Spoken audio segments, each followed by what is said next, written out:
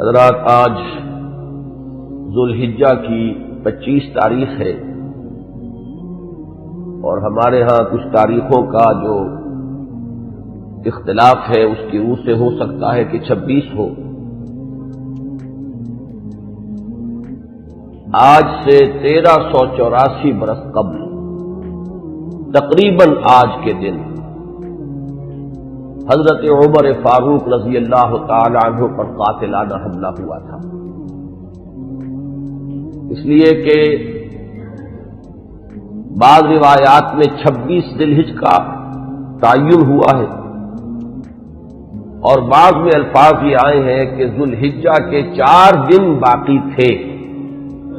جس دن کے حضرت عمر رضی اللہ تعالی عنہ پر یہ قاتلانہ حملہ ہوا۔ حج سے واپسی کو ابھی چند ہی دن ہوئے تھے اور اسی سفر حج کے دوران حضرت عمر رضی اللہ تعالی عنہ نے ایک موقع پر زمین پر لیٹ کر اور ہاتھ آسمان کی طرف پھیلا کر اللہ سے دعا کی تھی کہ پروردگار، میری ذمہ داریاں بہت بڑھ گئی ہیں، اب میرے اعضاء میں ضعف ہے، میں کمزوری محسوس کر رہا ہوں، رعیت بہت بڑھ گئی ہے جس کی ذمہ داری ہے، تو مجھے تو اپنے پاس بلا لے اور اٹھا لے اس سے پہلے کہ میں اپنی ان ذمہ داریوں کے بارے میں مسئول بن جاؤں اور ان کا حق ادا نہ کر سکوں۔ تو روایات میں آتا ہے کہ اس کے بعد چند ہی دن اس دنیا میں انہوں نے بسر کیے ہیں، اس کے بعد یہ قاتلانہ حملہ ہوا۔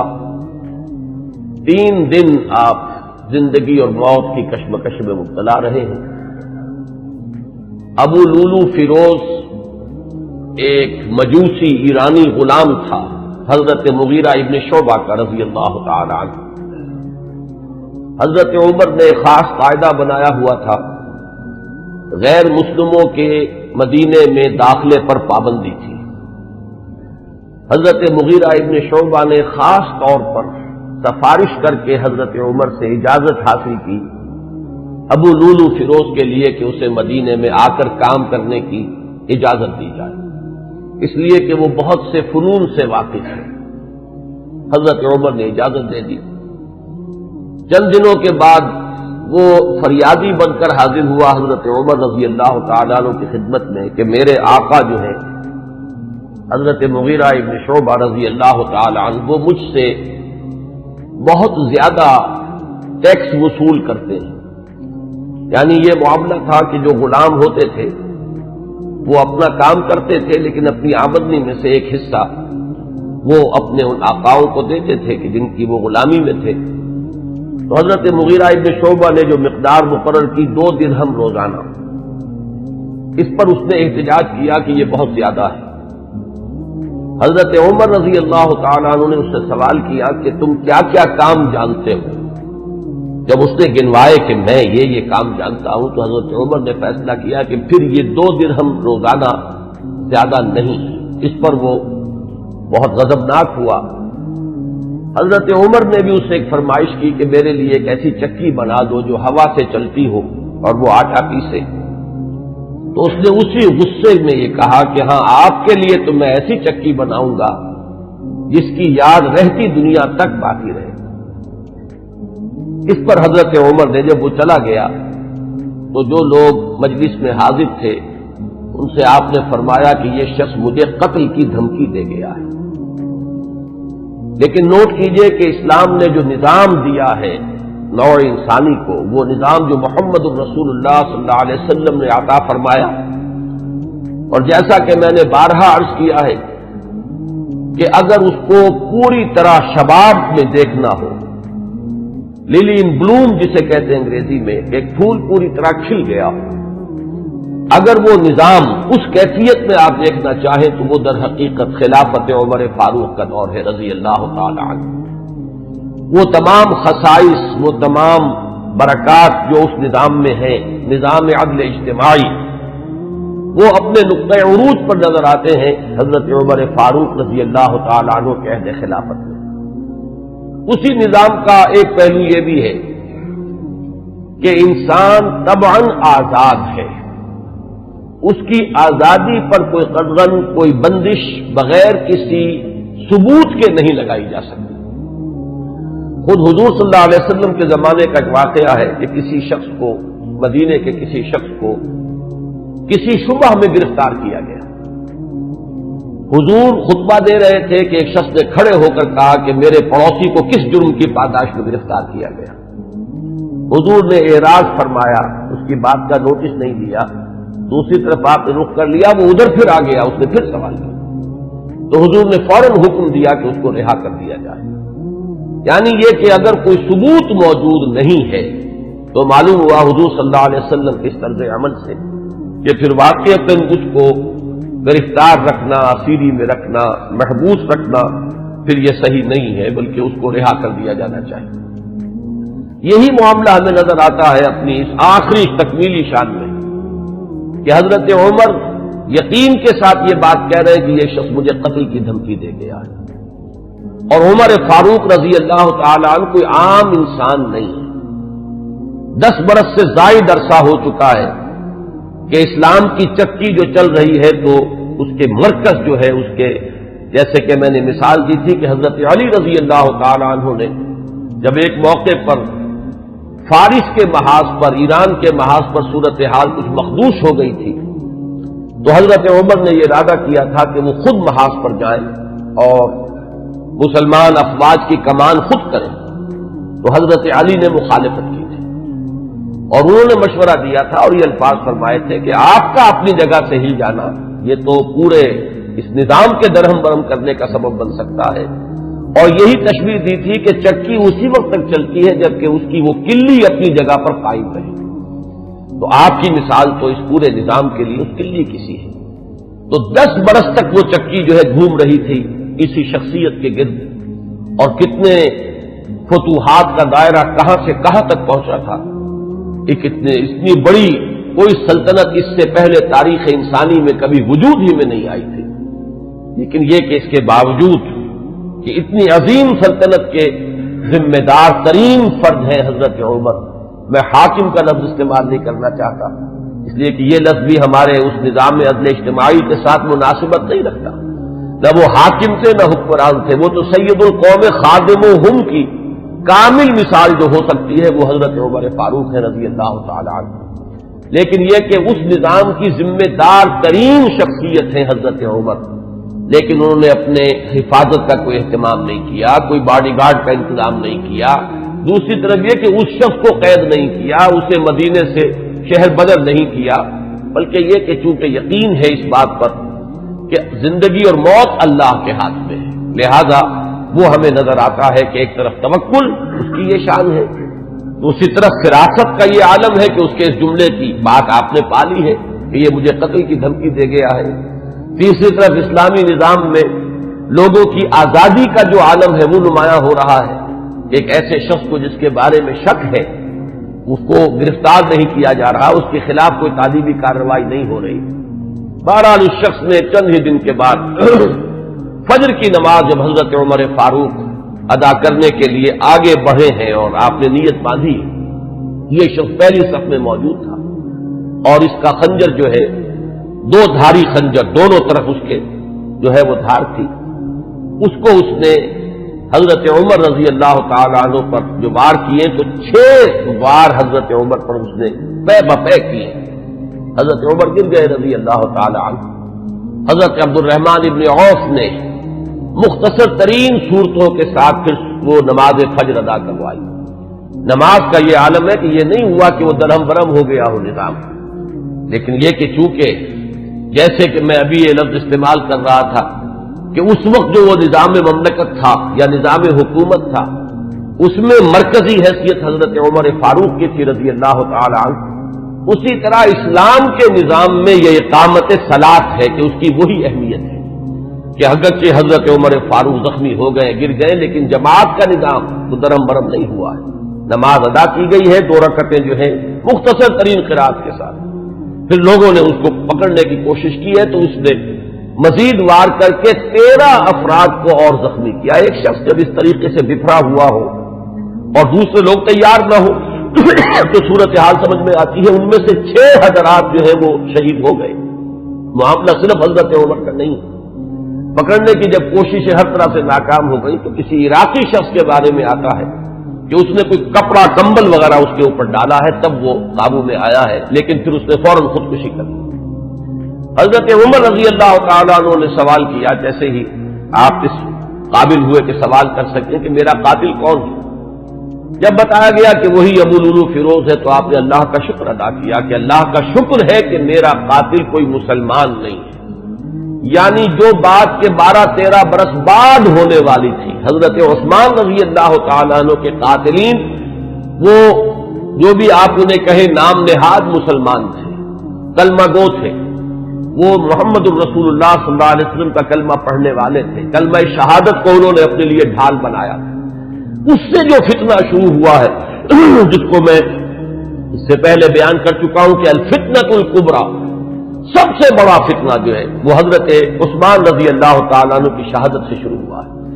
اس سے پہلے یہ معاملہ اگرچہ حادثۃ الکبریٰ تو اسے آپ کہہ سکتے ہیں, بہت بڑا حادثہ ہے, لیکن یہ ہے کہ اس سے کسی فتنے کا آغاز نہیں ہوا, بلکہ یہ کہ اس کے بعد بھی وہ چکی اسی طرح چلتی رہی. کم و بیش 10 برس ہے حضرت عثمان رضی اللہ تعالیٰ عنہ کے عہد خلافت کے کہ وہ بھی اسی شان کے حامل ہے, وہی یکجہتی ہے, وہی امن و امان ہے,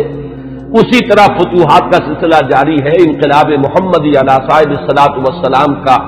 سیلاب جو ہے وہ بڑھ رہا ہے اسی شان سے, جو میں نے بارہا آپ کو سنایا ہے اقبال کا یہ مصرع کہ تھمتا نہ تھا کسی سے سیل رواں ہمارا. تو کم و بیش 10 برس اس کے بعد یہ کیفیت جاری رہی ہے, تو اس سے کسی بڑے فتنے کا آغاز نہیں ہوا. حضرت عمر رضی اللہ تعالیٰ عنہ پر یہ قاتلانہ حملہ ہوا ہے 26 یا یہ کہ 25, 26, 27 ان میں سے کوئی تاریخ ہوگی. 4 دن بقایا تھے. اب اگر 30 کا مہینہ ہو تو اس کی تاریخ اور بن جائے گی, 29 کا ہو تو کچھ بدل جائے گی. تقریباً وہ آج کا دن ہی پڑتا ہے, اور یہ ہے سن 23 ہجری. انتقال ہوا ہے تو پھر تدفین جو ہوئی, حضرت صہیب رومی رضی اللہ تعالی عنہ کے بارے میں وصیت تھی کہ وہ میری نماز جنازہ ادا کریں, اس کی امامت کریں. تو 1 محرم الحرام سن 24 ہجری کو تدفین ہوئی ہے. تدفین کا یہ واقعہ بھی بڑا اہم ہے, اور آپ سب حضرات کے علم میں ہوگا کہ حضرت عمر نے اپنے صاحبزادے عبداللہ ابن عمر رضی اللہ تعالی عنہما کو بھیجا حضرت عائشہ کی خدمت میں کہ میری بڑی خواہش ہے کہ آپ کے حجرے میں میں دفن ہو جاؤں جہاں محمد الرسول اللہ صلی اللہ علیہ وسلم اور حضرت ابوبکر صدیق رضی اللہ تعالی عنہ مدفون تھے. حضرت عائشہ نے فرمایا, اور اس سے جو مقام ان کی نگاہ میں تھا حضرت عمر کا وہ بھی ظاہر ہوتا ہے کہ کس طرح انہوں نے اثار کیا ہے, کس قدر ان کے لیے یہ مرحلہ کٹھن ہوگا فیصلے کا کہ اس حجرے میں صرف ایک قبر کی جگہ اور تھی. حضرت عائشہ نے فرمایا ام المومنین رضی اللہ تعالی عنہا کہ یہ جگہ میں نے اپنے لیے مخصوص کی ہوئی تھی, میں چاہتی تھی کہ میں خود یہاں دفن ہوں, اور اس میں کوئی حرج نہیں تھا, اس لیے کہ حضور دفن تھے وہاں, وہ آپ کے شوہر تھے. حضرت ابوبکر دفن تھے, وہ ان کے والد تھے. لیکن میں عمر کو اپنی ذات پر ترجیح دیتی ہوں, لہذا میں اجازت دیتی ہوں کہ حضرت عمر کو وہاں دفن کر دیا جائے. جب حضرت عمر کے پاس واپس آئے حضرت عبداللہ ابن عمر, اور آپ نے پوچھا ہے کہ کیا جواب لائے, اور جواب دیا گیا کہ اجازت ہو گئی ہے, تو فرمایا کہ یہ آخری آرزو تھی زندگی کی, اللہ کا شکر ہے کہ وہ پوری ہو گئی. یہ جو حادثہ فاجعہ ہے, جہاں تک اس کے تاریخی پس منظر کا تعلق ہے وہ میں نے بارہا بیان کیا ہے, اور وہ در حقیقت سمجھ میں آتا ہے فلسفہ انقلاب کی روشنی میں. اگر فلسفہ انقلاب سامنے ہو تو یہ تمام واقعات جو ہے آئسولیٹڈ ایونٹس کی حیثیت سے پھر سامنے نہیں آتے, علیحدہ علیحدہ واقعات اور حوادث نہیں ہے, بلکہ یہ کہ ان کے مابین ایک ربط جو ہے وہ سامنے آ جاتا ہے. یہی فرق ہے تاریخ اور فلسفہ تاریخ میں. تاریخ اپنی جگہ ایک شعبہ علم ہے, اور فلسفہ تاریخ اپنی جگہ ایک مستقل فن ہے. تاریخ میں واقعات جو ہے وہ پیش نظر ہوتے ہیں, اور فلسفہ تاریخ جو ہے وہ ان واقعات کا پس منظر, ان کے اسباب و علل, ان کے عواقب و نتائج, پھر ان کے مابین ربط اور تعلق جو ہے وہ ان کو تلاش کرتا ہے. ظاہر بات ہے کہ اس دنیا میں جو حوادث رونما ہوتے ہیں, جو واقعات ہیں, کوئی نہ کوئی ان کے اسباب کا سلسلہ ہوتا ہے. کہ جیسے آپ کو معلوم ہے کہ فساد خون ہے تو پھوڑا کہیں ادھر نکل آیا, کہیں ادھر نکل آیا, کہیں ٹانگ پہ نکل آیا, کہیں بازو پر نکل آیا. تو وہ علیحدہ علیحدہ پھوڑے نظر آتے ہیں، لیکن یہ کہ ایک طبیب جانتا ہے کہ در حقیقت یہ ایک ہی مرض ہے جس کا کہ یہ ظہور ہو رہا ہے، سبب ایک ہے، یہ سلسلہ اندر جو ہے جڑا ہوا ہے۔ تو فلسفہ انقلاب کے حوالے سے جو باتیں میں بارہا عرض کر چکا ہوں، میرا اصل میں آج کا اصل موضوع وہ نہیں ہے۔ میں آج تو تذکار فاروقی رضی اللہ تعالی عنہ، حضرت عمر کی سیرت کے بعض پہلو اور ان کی عظمت کا کچھ بیان کرنا چاہتا ہوں، اور اس کے لیے بھی آج کی میری تقریر جو ہے بالکل مختلف ہوگی کہ میں باضابطہ یہ کتاب لے کر آیا ہوں تاریخ الخلفاء سیوطی کی رحمہ اللہ، اور اس سے میں کچھ احادیث کچھ روایات پڑھ کر سنانا چاہتا ہوں، تاکہ صرف وہ ایک ہوائی قسم کی بات نہ ہو جو جس کے بارے میں یہ گمان کیا جائے کہ یہ کسی خطیب کی خطابت ہے یا کوئی لفاظی ہے، بلکہ الفاظ سامنے آئیں جو محمد الرسول اللہ صلی اللہ علیہ وسلم نے فرمائے یا جو اور دوسرے صحابہ کرام نے حضرت عمر کی شان میں بیان کیے ہیں۔ تو میں باضابطہ آج وہ عبارتیں آپ کو پڑھ کر سناؤں گا، لیکن اس وقت میں چند منٹوں میں دوہرا دیتا ہوں کہ وہ فلسفہ انقلاب کے حوالے سے بات کیا ہے کہ وہ اگر سامنے ہو تو یہ تمام واقعات جو ہے بالکل ایک سلسلے کی کڑیاں نظر آئیں گی۔ یہ میں نے بار عرض کیا ہے کہ انقلاب جو ہے اس کا خاصہ یہ ہے کہ پہلے وہ کسی ایک ملک میں آتا ہے اور ایک بڑی جان گسل ایک جد و جہد ہے اور بڑی طویل ایک جد و جہد ہے جس کے بعد انقلاب آتا ہے۔ اس لیے کہ انقلاب کے معنی چہروں یا ہاتھوں کا بدلنا نہیں ہے بلکہ نظام کا بدلنا ہے۔ نظام جب بدلتا ہے تو جو سابق نظام کے اندر جن لوگوں کے مفادات وابستہ ہوتے ہیں، جن کا ویسٹڈ انٹرسٹ ہوتا ہے، وہ کبھی یہ برداشت نہیں کرتے ایک طبقے کی حیثیت سے کہ ان کے مفادات پر کوئی زد پڑے، وہ اسٹیٹس کو چاہتے ہیں کہ جیسا ہے ویسا رہے، اس میں کوئی تبدیلی بنیادی طور پر اس نظام میں نہ آئے۔ یہ تو ہو جائے کوئی حرج نہیں کہ ایک چچا نہیں تو بھتیجا آ جائے، بھتیجا نہیں تو چچا آ جائے، ایک بھائی نہیں دوسرا بھائی برسر اقتدار آ جائے، ایک جاگیردار نہیں دوسرا جاگیردار آ جائے، بہرحال وہ اپنا ہی بھائی بند ہے، وہ جاگیرداروں کے مفادات ہی کو پیش نظر رکھے گا، ایک سرمایہ دار نہیں دوسرا سرمایہ دار آ جائے، تو یہ تو ہو جائے کوئی حرج نہیں کہ گاؤں رفت اور خر آمد یا خر رفت و گاؤں آمد، اس میں کوئی حرج نہیں، لیکن کوئی بنیادی تبدیلی نہ ہو۔ انقلاب بنیادی طور پر نظام کو بدلتا ہے، لہذا بڑی زبردست جد و جہد اور کشمکش کے بعد یہ انقلاب دنیا میں آتا ہے۔ اس کے 6 مراحل میں نے بارہا بیان کیے۔ آخری چیز جو ہوتی ہے وہ یہ ہے کہ جب مخالف انقلاب قوتیں یہ دیکھتی ہیں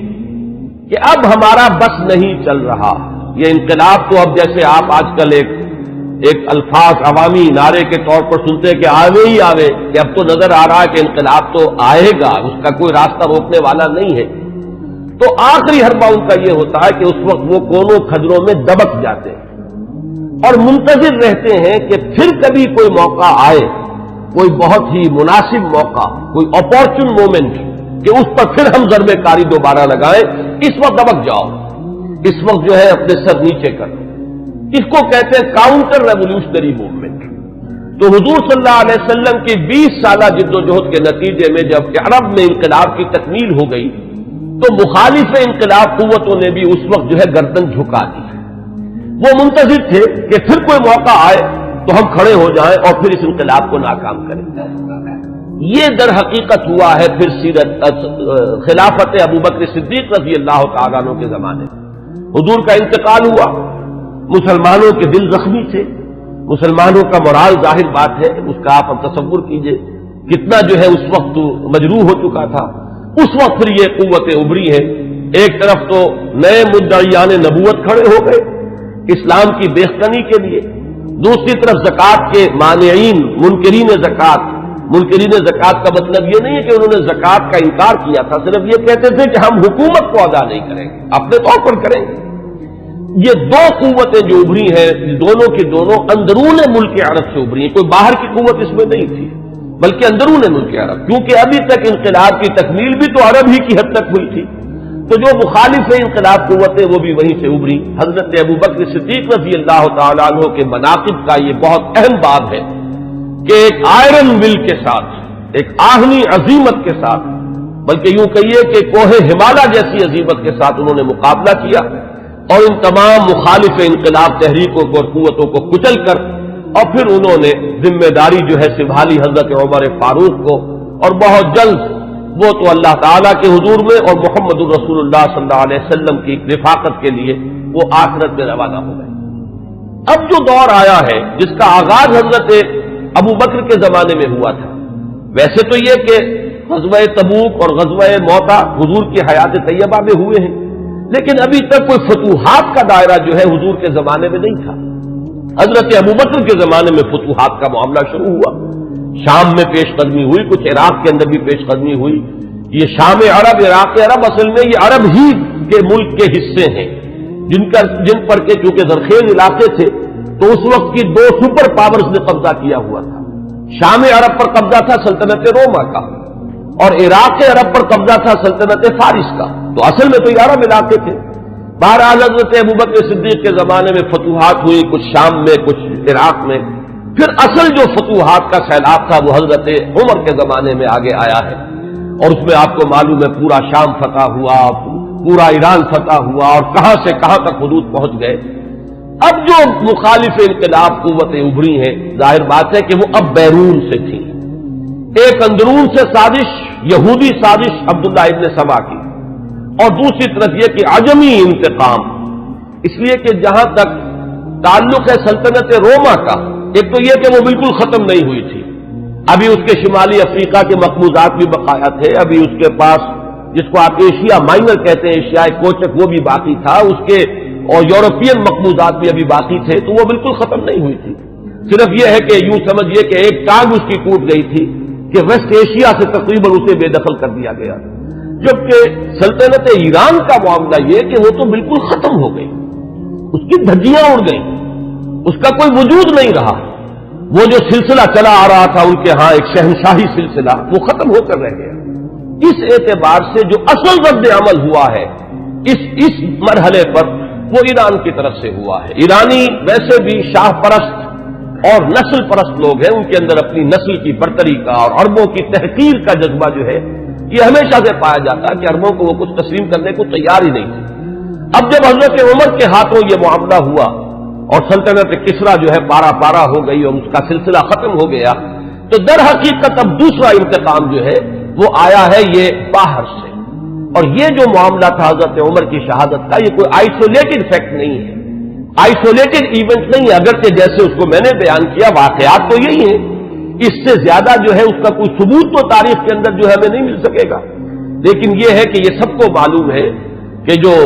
گورنر تھا ایک ایرانی، وہ اس کی پشت پر تھا، اور اس گورنر ہی کی شہ پر اس نے یہ سارا اقدام کیا ہے، اور مجوسی تھا، ایرانی تھا، اس نے انتقام لیا ہے حضرت عمر فاروق رضی اللہ تعالی عنہ سے۔ اس کے بعد یہ بات آگے بڑھی، اور جیسا کہ میں نے عرض کیا کہ پھر یہودی سازش بھی جب سامنے آئی ہے، اور پھر یہودی سازش اور عجمی انتقام، یہ دونوں نے مل کر پھر وہ شکل اختیار کی ہے کہ جو الفتنۃ الکبریٰ، حضرت عثمان رضی اللہ تعالیٰ عنہ کی شہادت جو جس کا نتیجہ نکلی۔ تو اگر اس کو آپ سمجھیں گے تو یہ بالکل سمجھ میں آنے والی بات ہے، یہ کوئی ایسا نہیں ہے کہ کوئی بالکل ہی یعنی انوکھی باتیں ہوں، بلکہ یہ سمجھ میں آنے والی باتیں ہیں، تاریخ کے یہ حقائق ہیں، ان اصولوں کو سامنے رکھا جائے تو ہر چیز اپنے صحیح پرسپیکٹو میں نظر آ جاتی ہے۔ لیکن جیسا کہ میں نے عرض کیا، میں آج اس سلسلے میں کچھ زیادہ عرض نہیں کرنا چاہتا، میں یہ چاہتا ہوں کہ حضرت عمر کے مناقب میں آج آپ کو باضابطہ کچھ روایات پڑھ کر سناؤں اور ان کے ترجمے کے حوالے سے بات آپ کے سامنے رکھوں۔ سب سے پہلی بات ان کی شخصیت کے ضمن میں یہ ہے کہ اگرچہ ایک روایت تو یہ بھی ملتی ہے، علامہ ذہبی نے یہ رائے ظاہر کی ہے کہ حضرت عمر جب ایمان لائے ہیں تو ان کی عمر 27 برس تھی رضی اللہ تعالی عنہ، لیکن یہ کہ غالباً انہیں مغالطہ ہوا ہے۔ امام نووی رحمہ اللہ نے جو کچھ لکھا ہے وہ میں پڑھ کر سنا رہا ہوں۔ ولد عمر بعد الفیل ب13 سنہ، حضرت عمر رضی اللہ تعالیٰ عنہ کی ولادت ہوئی ہے عام فیل کے 13 سال بعد۔ یہ آپ کو معلوم ہوگا کہ عام الفیل جو ہے، جس سال کے ابرہہ نے حملہ کیا تھا خانہ کعبہ پر، وہ آیا تھا لے کر مکے پر چڑھائی کے لیے، اپنے ہاتھیوں کے ساتھ اپنا ایک لشکر جرار لے کر آیا تھا، اسی سال حضور کی ولادت باسعادت ہوئی۔ 13 برس بعد حضرت عمر کی ولادت ہے، گویا کہ جب آفتاب نبوت طلوع ہوا ہے، یعنی جب کہ وحی کا آغاز ہوا ہے، تو حضرت عمر رضی اللہ تعالیٰ عنہ کی عمر 27 برس تھی۔ اور چھٹے سال، اس پہ بالکل اتفاق ہے کہ چھٹے سال نبوت میں، یعنی جبکہ حضور صلی اللہ علیہ وسلم کو آغاز وحی کو آپ پر 6 برس ہو چکے تھے، اس سال یہ ایمان لائے، اس میں کسی اختلاف کی گنجائش نہیں ہے، بلکہ یہ کہ حضرت حمزہ رضی اللہ تعالیٰ عنہ کا بھی کیونکہ سال ایمان لانے کا سال وہی ہے، لہذا اس میں ذرا سا مجھے آج تحقیق کرنی پڑی تو معلوم ہوا کہ حضرت حمزہ پہلے ایمان لائے ہیں، حضرت عمر بعد میں۔ فرق جو ہے وہ صرف 3 دن کا ہے، حضرت حمزہ 3 دن قبل ایمان لائے ہیں اور حضرت عمر رضی اللہ تعالی عنہ یہ 3 دن کے بعد ایمان لائے ہیں۔ تو جس وقت وہ ایمان لائے ہیں اس کا مطلب یہ ہے کہ 30 برس عمر تھی حضرت عمر رضی اللہ تعالی عنہ کی، اور جب آپ کا انتقال ہوا ہے، شہادت ہوئی ہے، تو 63 برس عمر تھی، اور یہ وہی عمر ہے جس میں کہ حضور صلی اللہ علیہ وسلم کا انتقال ہوا اور حضرت ابوبکر کا انتقال ہوا۔ یعنی جو قرب اور اعتبارات سے ہے، صاحبین کو، شیخین کو، جو بھی آپ انہیں کہیں، حضرت ابوبکر حضرت عمر رضی اللہ تعالی عنہما، ان دونوں کی جو مشابہتیں حضور کے ساتھ ہیں وہ اس پہلو سے بھی ہیں کہ اس دنیاوی زندگی جو ہے اس کا کی وہی مقدار ہے، اتنے ہی عرصے حضور اس دنیا میں رہے ہیں، اس حیات دنیاوی میں، اور اتنے ہی عرصے حضرت ابوبکر اور حضرت عمر رضی اللہ تعالی عنہما۔ اس کے بعد چند الفاظ جو امام نبوی کے ہیں وہ میں آپ کو پڑھ کر سنا رہا ہوں۔ وَكَانَ مِنْ أَشْرَافِ قُرَيْشِ، قریش کے انتہائی جو باعزت گھرانے ہیں ان میں سے ان کا تعلق ہے، یہ بنو عدی سے تعلق رکھتے تھے، اور 8ویں پشت میں حضور کے ساتھ سلسلہ نسب حضرت عمر فاروق رضی اللہ تعالی عنہ کا مل جاتا ہے۔ وَإِلَيْهِ كَانَتِ السِّفَارَةُ فِي الْجَاهِلِيَّةِ، اب ان کا جو مقام جاہلیت میں تھا، اس میں بھی سمجھیے ایام جاہلیت سے مراد ہے اسلام لانے سے پہلے جو ان کا مقام اپنے اس نظام میں تھا جو قبائلی نظام تھا عرب کے اندر، قریش میں ان کی حیثیت کیا تھی؟ تو وَإِلَيْهِ كَانَتِ السِّفَارَةُ فِي الْجَاهِلِيَّةِ كَانَتْ قُرَيْشُ إِذَا وَقَعَتِ الْحَرْبُ بَيْنَهُمْ أَوْ بَيْنَهُمْ وَبَيْنَ غَيْرِهِمْ بَعَثُوا سَفِيرًا أي رسولا وإذا نافرهم منافر أو فاخرهم مفاخر بعثوه منافرا أو مفاخرا۔ اب یہ قبائلی زندگی کا پورا نقشہ اس عبارت میں آ گیا ہے کہ جہاں کہیں کوئی جنگ ہوتی تھی، جھگڑا ہوتا تھا قریش کا خود اپنے اندر 2 گھرانوں کے مابین، یا قریش کا بحیثیت قبیلہ کسی دوسرے قبیلے سے، تو حضرت عمر کو سفیر کی حیثیت سے بھیجا جاتا تھا، یہ ان کا مقام ہے۔ اور اگر کہیں کوئی مفاخرت ہو جاتی تھی، کہیں کسی بڑے شاعر اور خطیب نے کھڑے ہو کر وہ اپنے قبیلے کے جو ہے مفاخر بیان کیے، تو وہاں پر پھر مقابلے کے لیے بھی، اس تفاخر کے لیے بھی حضرت عمر کو بھیجا جاتا تھا۔ تو یہ ان کا مقام اپنی اس زندگی میں تھا۔ یہیں پر نوٹ کر لیجئے کہ حضرت ابوبکر صدیق رضی اللہ تعالیٰ عنہ کے بارے میں بھی میں نے آپ کو بتایا کہ اسلام لانے سے قبل قریش میں ان کا یہ مقام تھا کہ دیت کے فیصلے وہ کرتے تھے۔ قبائلی زندگی میں سب سے زیادہ نازک معاملہ ہوتا ہے مقدمات قتل کا فیصلہ، اور ظاہر بات ہے کہ اگر کہیں اپنے گھرانوں کے اندر ہی قتل کا معاملہ ہو گیا ہے تو جان کے بدلے جان کے بجائے اس میں کوشش کی جاتی تھی کہ جو بھی خون بہا ہے وہ دے کر تو جو قاتل ہے کیونکہ اپنے ہی قبیلے کا فرد ہے اس کی جان بچائی جائے۔ اب اس میں تعین کرنا کہ کتنا خون بہا ہو، یہ کام جو ہے حضرت ابوبکر رضی اللہ تعالیٰ عنہ کے سپرد تھا، تو اس سے بھی اندازہ ہوتا ہے کہ ان کا مقام اپنے اس نظام میں جو پہلے سے قائم تھا وہ کیا تھا۔ بالکل اسی طرح کا معاملہ جو ہے وہ حضرت عمر رضی اللہ تعالیٰ عنہ کا۔ حضرت عمر کے اسلام کے بارے میں بہت سی روایات آپ نے سنی ہوں گی، اور میں بھی پہلے کئی مرتبہ بیان کر چکا ہوں۔ میں نے جو اس دور میں مزید مطالعہ کیا تو معلوم ہوا کہ بعض روایات اور بھی ہیں کہ جس سے یہ اندازہ ہوتا ہے کہ جو ان کی ہمشیرہ اور بہنوئی حضرت فاطمہ بنت خطاب اور حضرت سعید ابن زید رضی اللہ تعالی عنہما، ان کے ساتھ جو واقعہ ہوا، اندازہ ایسا ہوتا ہے کہ وہ در حقیقت وہ آخری ضرب تھی جو حضرت عمر کے دل پر لگی ہے۔ اس سے پہلے بھی بعض مواقع پر کچھ ایسے ان کے ساتھ واقعات پیش آ چکے تھے کہ جس سے ان کے دل کے اندر ایک کشمکش جو ہے وہ شروع ہو چکی تھی۔ مثلا بعض روایات میں آتا ہے کہ ایک مرتبہ حضور صلی اللہ علیہ وسلم جب آ رہے تھے خانہ کعبہ کی طرف تو حضرت عمر نے بھی پیچھا کیا، اور وہ مخالفانہ انداز میں پیچھا کیا، لیکن حضور پہلے پہنچ چکے تھے، آپ نے نماز کے لیے نیت باندھ لی تھی، تو اب حضرت عمر جو ہے خاموشی سے سنتے رہے قرآن مجید، اور اس کا ان کے دل پر ایک اثر ہوا۔ انہوں نے اپنے دل میں کہا کہ یہ شخص بہت بڑا شاعر ہے، واقعہ یہ کہ یہ کلام جو یہ پڑھ رہا ہے اس وقت یہ تو بہت ہی اعلیٰ کلام ہے، بہت اونچا کلام ہے۔ تو معلوم یہ ہوا کہ کہیں نہ کہیں وہ جو ہے بیج وہ پڑ رہا تھا۔ اسی طرح ایک رات کے وقت ایسا ہوا ہے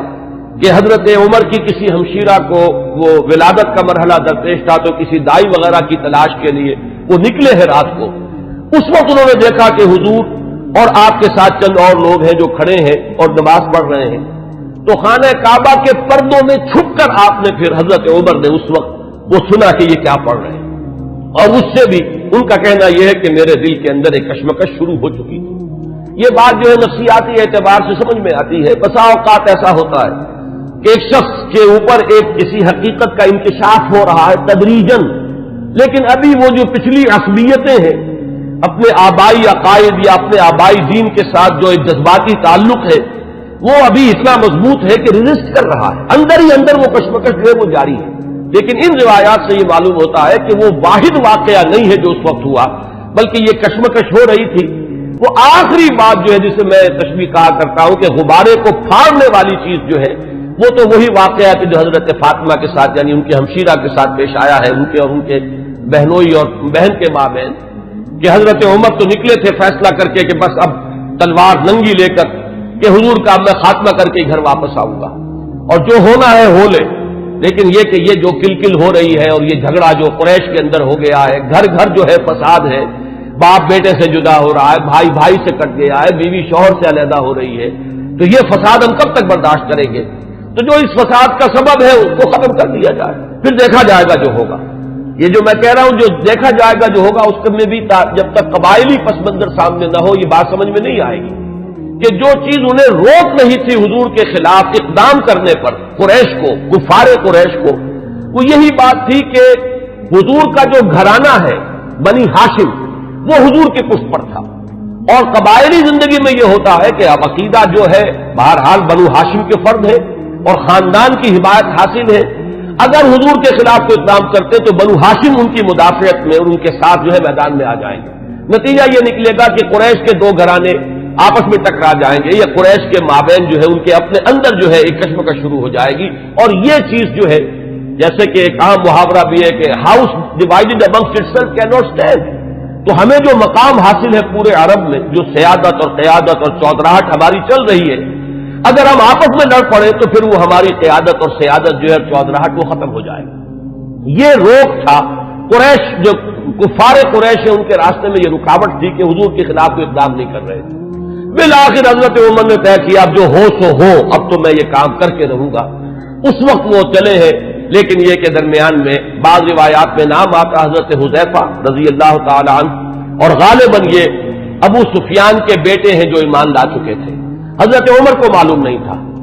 انہوں نے جب دیکھا کہ تیور جو ہے بہت ہی اس وقت عمر کے بدلے ہوئے ہیں، پوچھا کیا معاملہ ہے؟ کہ میں جا رہا ہوں کہ آج تو بس فیصلہ چکا کے آؤں گا اور محمد کو میں قتل کر دوں گا صلی اللہ علیہ وسلم۔ انہوں نے بڑی حکمت سے کام لے کر رخ موڑ دیا کہ تم پہلے اپنے گھر کی خبر تو لو، تمہاری بہن اور تمہارے بہنوں ایمان لا چکے۔ اب جو جلال کا عالم ہوا ہوگا عمر کا رضی اللہ تعالی عنہ، اس کا آپ اندازہ کیجئے جس قدر غضبناک ہو کر وہ گئے ہیں، اور دروازہ جو ہے وہ دھڑدھڑایا تو وہ اندر اس وقت جو ہے حضرت خباب بن الارت آئے ہوئے تھے رضی اللہ تعالی عنہ، اور وہ انہیں سورہ طٰہٰ ابھی نازل ہوئی تھی، تو میاں بیوی جو ہے حضرت سعید ابن زید اور فاطمہ بنت خطاب جو ان کی زوجہ ہے حضرت سعید کی، انہیں وہ سورہ طٰہٰ پڑھا رہے تھے۔ تو اسی میں یہ پہنچ گیا، اندازہ ہو گیا عمر ہے، تو انہوں نے چھپایا حضرت خباب کو تو کہ ان کے تو آتے ہی شاید تھر ہی قلم کر دے، میں تو پھر بھی بہن ہوں، اور یہ شوہر جو ہے نہ صرف یہ کہ بہنوئی ہے بلکہ چچا زاد بھائی ہے، اس لیے کہ حضرت عمر کے والد خطاب اور دادا نفیل ہی کے بیٹے تھے حضرت زید۔ میں حضرت اس لیے کہہ رہا ہوں اگرچہ وہ حضور پر وحی کے آغاز سے پہلے جو ہے ان کا انتقال ہو گیا، لیکن موحد کامل تھے وہ، اور ان کے بیٹے حضرت سعید، تو یہ چچا زاد بھائی ہیں آپس میں، تو چچا زاد بھائی بھی ہے بہنوئی بھی ہے، تو کچھ نہ کچھ پاس تو کرے گا۔ لیکن یہ کہ خباب بن الارت رضی اللہ تعالی عنہ اس کا تو جو ہے سر قلم کر دیتے حضرت عمر، لیکن یہ کہ بہرحال اس کے بعد جو واقعہ وہ آپ نے اکثر نے سنا ہوگا، مارنا شروع کیا، بہنوئی کو مارا، لہو لہان کر دیا، بہن آئی ہے درمیان میں، اس کے ایک تھپڑ زور کا مارا ہے کہ پورا چہرہ جو ہے وہ خون سے آلودہ ہو گیا۔ اس حالت میں انہوں نے پھر جو ایک عزیمت کا اظہار کیا، کہ عمر چاہے تم ہمیں جان سے مار دو، لیکن یہ کہ اب یہ دین جو ہم نے اختیار کیا ہے، جس حق کا دامن ہم نے تھاما ہے، اب ہم اسے اپنے ہاتھ سے دینے کے لیے تیار نہیں۔ اس وقت اصل میں وہ آخری ضرب جس کو میں کہتا ہوں، وہ آخری ضرب اس وقت لگی ہے حضرت عمر کے دل پر، اور انہوں نے پھر یہ پوچھا کہ کیا پڑھ رہے تھے، مجھے بتاؤ تم وہ کلام کون سا ہے۔ اب حضرت فاطمہ کی جرأت دیکھیے رضی اللہ تعالی عنہ، ان کا کہ نہیں تم نجس ہو، مشرک ہو، پہلے تم پاک ہو تب لا یمسہ الا المطہرون۔ ان روایات میں یہ الفاظ آئے ہیں کہ استدلال کیا ہے اسی آیت سے حضرت فاطمہ نے کہ یہ کلام وہ کلام ہے سورہ واقعہ میں جو آیات آئی ہیں کہ انہ لقرآن کریم فی کتاب مکنون لا یمسہ الا المطہرون، اسے ہاتھ نہیں لگا سکتے۔ تو وہ صحیفے تھے اور آگ سے تھے کچھ جن پر لکھی ہوئی تھی سورہ طٰہٰ، انہوں نے غسل کیا اور پھر وہ جیسے جیسے پڑھتے گئے معلوم ہوا کہ وہ حجابات جو رہے سہے تھے وہ بھی اترتے چلے گئے، تانا بانا جو ہے دل دھلتا چلا گیا، اور وہ پھر اس کے بعد حاضر ہوئے ہیں تو دروازے پر بیت ارقم میں جہاں حضور اس وقت مقیم تھے، دروازے پر حضرت حمزہ کا نام بھی آتا ہے کہ حضرت حمزہ بھی وہاں پہرے پر تھے جبکہ حضرت عمر پہنچے ہیں، لیکن یہ کہ پھر وہ ایمان لائے۔ تو یہ واقعہ جو ہے اور حضرت عمر کے مزاج کے بارے میں، یہ صدیقین اور شہداء اور ان کے خاص مزاج، یہ میں تفصیلاً پہلے بیان کر چکا ہوں، اس لیے اسے نہیں دہرا رہا۔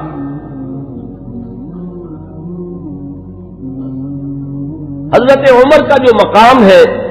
صحابہ کرام میں، اس کے بارے میں علامہ سیوطی، بلکہ یہ کہ یہ علامہ نووی جو شارح ہیں مسلم شریف کے، ان کے الفاظ میں اب آپ کو سنا رہا ہوں۔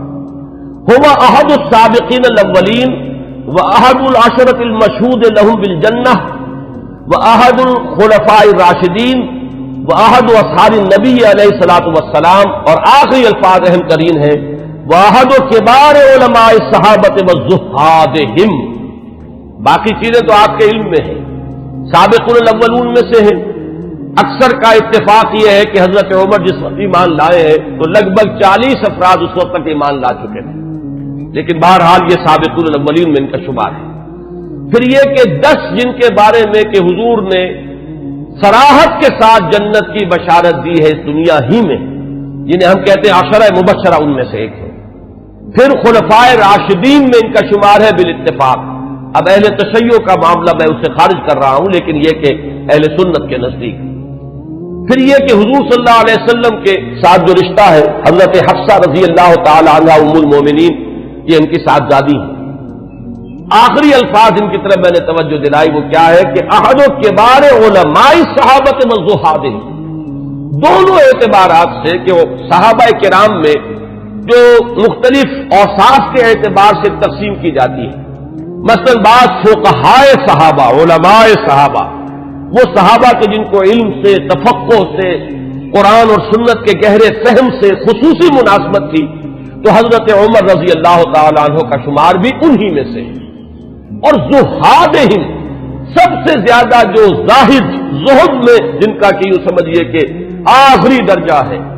انتہائی سادگی سے زندگی بسر کرنا اور پیون لگے ہوئے کپڑے پہننا، حضور صلی اللہ علیہ وسلم کا نقشہ جو ہے جو مدنی زندگی میں ہمیں نظر آتا ہے، ابتدائی مکی دور جو ہے اس میں تو حضور صلی اللہ علیہ وسلم کے لیے خاصی آسائشیں تھی اللہ تعالیٰ نے جو پیدا کر دی تھی، اس لیے کہ حضرت خدیجہ رضی اللہ تعالیٰ عنہ سے شادی کے بعد سہولتیں تھیں، اس لیے کہ وہ بہت دولت مند مالدار خاتون تھی۔ لیکن مدنی دور میں جو اصل آپ کے یوں سمجھیے کہ دنیاوی، اگر اسے لفظ اقتدار سے ہم موسوم کریں تو دنیاوی اقتدار کا دور جو ہے آپ کا، وہ تو مدنی دور ہے اگر دنیا کے اعتبار سے اصطلاح کا استعمال کیا جائے، اگرچہ حضور صلی اللہ علیہ وسلم کے لیے لفظ مجھے موضوع معلوم نہیں ہوتا، لیکن اس وقت جو آپ نے فقر اختیاری جو ہے، جو اس کا ہمیں سیرت مطہرہ کے اندر جو ہے مظاہرہ ملتا ہے کہ آپ نے اپنے اختیار سے فقر اور درویشی کی زندگی اختیار کی، اس میں بتمام و کمال حضرت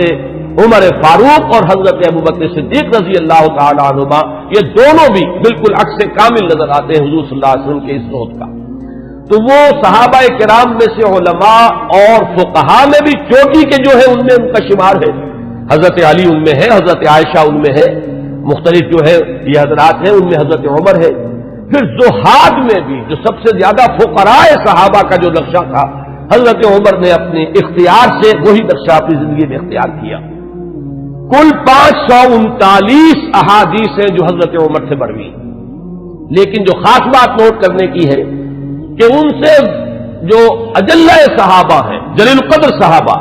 حضرت عثمان نے ان سے روایت کی، حضرت علی نے ان سے روایت کی، حضرت طلحہ نے ان سے روایت کی، سعد بن ابی وقاص نے ان سے روایت کی، عبد الرحمن ابن عوف ان سے روایت کرنے والے ہیں، ابن مسعود، حضرت ابو ذر، عمرو ابن عبسہ اور ان کے بیٹے خود حضرت عمر کے صاحبزادے عبداللہ، ابن عباس، ابن زبیر، انس، ابو ہریرہ اور عمرو بن العاص، ابو موسیٰ اشعری، یہ صحابہ کرام ہیں جنہوں نے